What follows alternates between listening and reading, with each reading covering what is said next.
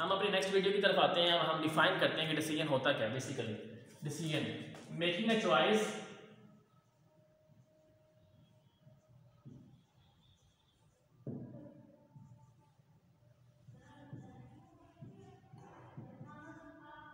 making a choice from two or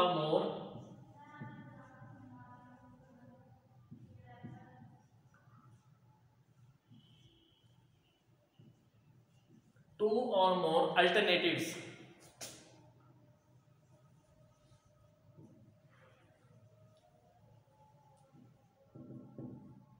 it's called decision making is called decision basically फैसला कि आपके पास choices आपको दी जाएंगे, 3-4 अल्टरनेटिव्स हैं, उन अल्टरनेटिव्स में से आपने एक चूज करना है, तो दिस इज कॉल्ड डिसीजन। ठीक है, जैसे फॉर एग्जाम्पल अगर आपके एक ऑफिस के अंदर 5 ऑफिस हैं, आपके अंदर 5 के एसी ख़राब हो गए हैं, तो आपके पास 5 एसी हैं, दिस इज कॉल्ड अल्टरनेटिव्स। ठीक है, 5 एसी हैं, वो अल्टरनेटिव्स हैं और उन 5 एसी में से आपने एक अल्टरनेटिव सिलेक्ट करना है, दिस इज कॉल्ड डिसीजन। ठीक है, और आपने उन वो ख़राब हो गए हैं एसी और उन एसी में से आपने सेलेक्ट करना है कि किस एसी को मैं ठीक कराऊँ तो मेरा कम से कम खर्चा आए, कॉस्ट कम से कम आए, और जो 4 एसी हैं अगर मैं उनको ठीक करवाता भी हूँ तो उनकी कॉस्ट जो है उनकी मार्केट वैल्यू से एक्सीड कर देती है, तो वो मेरे लिए सूटेबल नहीं है। तो यहाँ से एक अच्छे मैनेजर का पता चलता है कि एक अच्छा मैनेजर डिसीजन को राइट टाइम पे राइट डिसीजन करना है। ठीक है, अच्छा डिसीजन हो गया हमारा। उसके बाद हमने डिस्कस करना है कि there are 8 different steps in decision making process. ठीक है,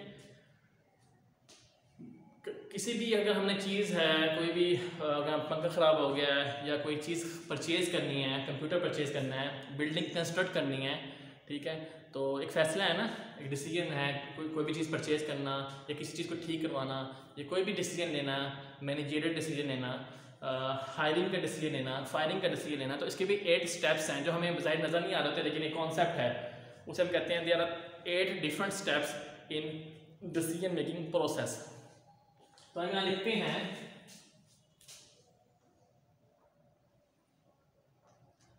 steps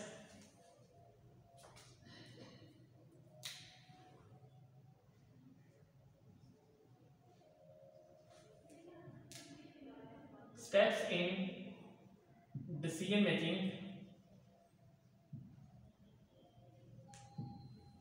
making process।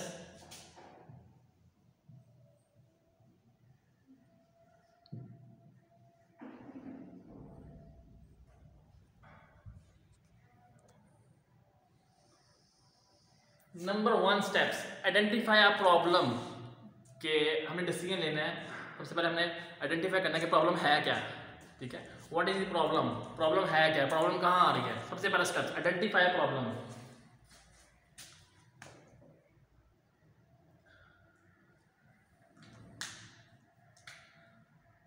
Identify a problem. Second identify decision criteria, कि हमने प्रॉब्लम को आइडेंटिफाई कर लिया है, अब हमने जो डिसीजन लेना है उसका क्राइटेरिया क्या होगा। ठीक है, किस तरह हम डिसीजन लेंगे।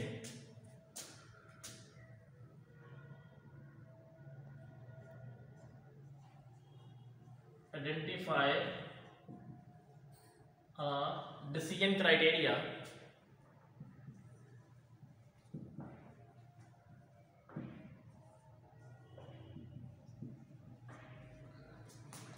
किस तरीके से डिसीजन लिया जाएगा। नंबर 1 प्रॉब्लम को आइडेंटिफाई किया जाएगा। ठीक है, नंबर 2 कैसे डिसीजन लिया जाएगा। Number 3 allocating weight to the criteria, अब हमने जो क्राइटेरिया सेलेक्ट कर लिया कि हमारा डिसीजन किस तरह होना चाहिए और उसको हमने फिर वेट देने हैं, उसको हमने वेट एलोकेट करने हैं।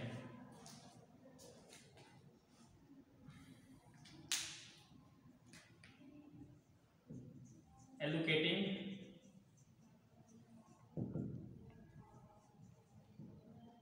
Wait to the criteria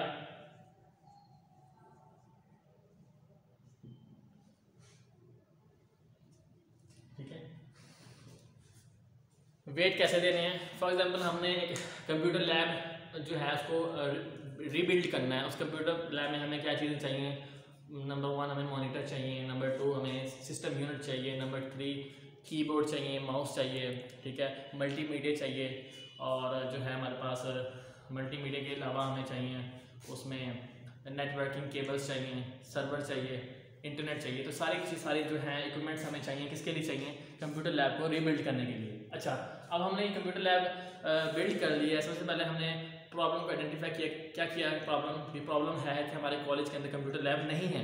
number 1 problem ये है। प्रॉब्लम से निकलने के बाद नंबर 2 पे हम आएंगे अब डिसीजन क्राइटेरिया, कि हमने प्रॉब्लम को आइडेंटिफाई किया कि हमारे कॉलेज में कंप्यूटर लैब नहीं है फॉर एग्जांपल। नंबर 2 की तरफ आएंगे कि हमने अब डिसीजन लेना है कि हमारे कॉलेज में कंप्यूटर लैब होनी चाहिए, ठीक है।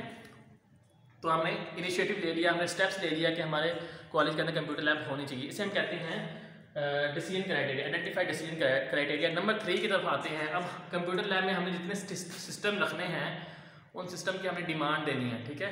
और फॉर एग्जांपल हमने सिस्टम यूनिट रखे हैं 50 मॉनिटर, 50 कीबोर्ड एंड 50 माउस, ठीक है। इनकी हमने डिमांड दे दी सप्लायर को, और इसमें से फिर हमने जो है वेट एलोकेट करने हैं कि सिस्टम यूनिट में सबसे ज़्यादा काम करना होता है, सबसे ज़्यादा वर्किंग करनी होती है, तो इसको हम वेट ज़्यादा देते हैं। तो फिर जिसके वेट ज़्यादा होंगे हम उसको सेलेक्ट कर लेंगे। इट मीन कि वो जिसके वेट ज़्यादा होंगे, जिसकी वेटिंग ज़्यादा होगी, वेटेज, उसको हम सेलेक्ट करेंगे। सेलेक्ट कैसे, किस पर्पज़ के लिए करना है कि वो जो सिस्टम यूनिट है वो हमारे पास 50 नहीं होने चाहिए, वो हमारे पास 70 होने चाहिए। क्योंकि अगर एक सिस्टम भी ख़राब होता है तो उसकी जगह पे दूसरा सिस्टम उसकी जगह ले सकता है, ठीक है। तो नंबर 3 है allocating weight to the criteria. Number 4